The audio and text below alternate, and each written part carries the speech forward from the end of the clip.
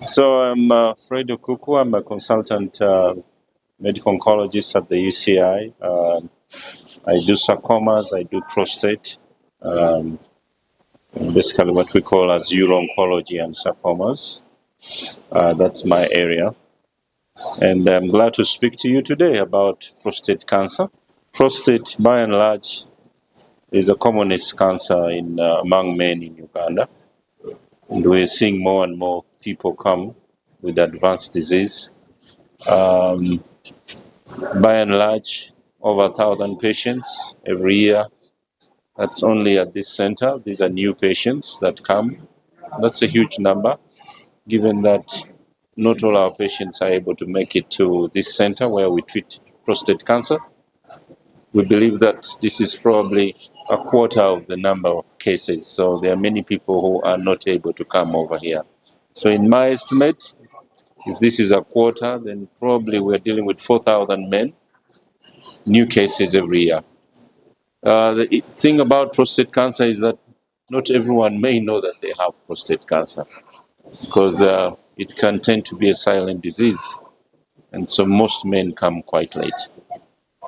So it's a big problem, very big. I think the general trend is of more men being aware, which is a good thing, but also a bad thing because we are grappling with numbers right now. We don't have enough capacity to handle these many men who are coming. Our resources are being depleted in terms of human resource, laboratory resource, imaging, pharmacy, because of the huge numbers that we are seeing. So there's been an increase generally of more cancer patients, but more prostate cancer patients as well. So being the number one cancer, it's a big challenge. We're seeing more and more people. But the big bulk of these new people who are coming, more than 50% of them come very late, maybe about 70%.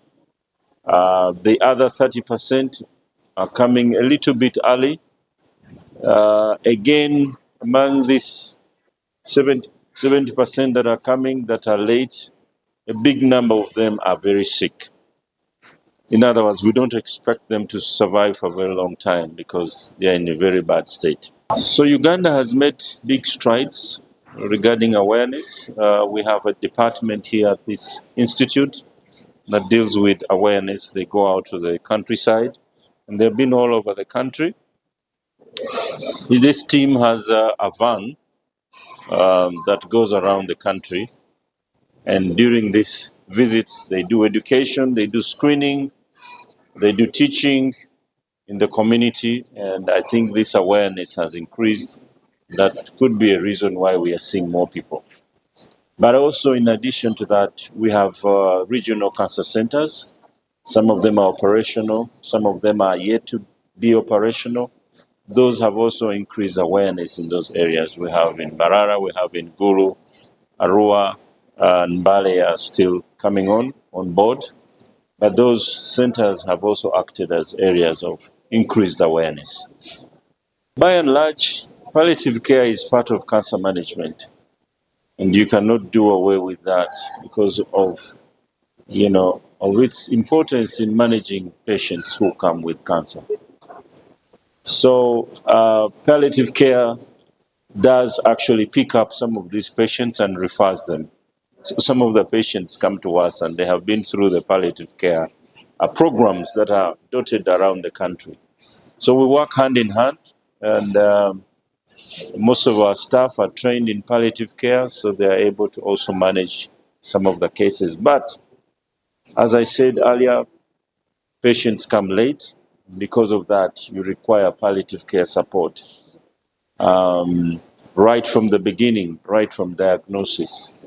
So we believe that having these palliative care units all over the country help bring in some of these patients who are otherwise do not even know that they have a problem.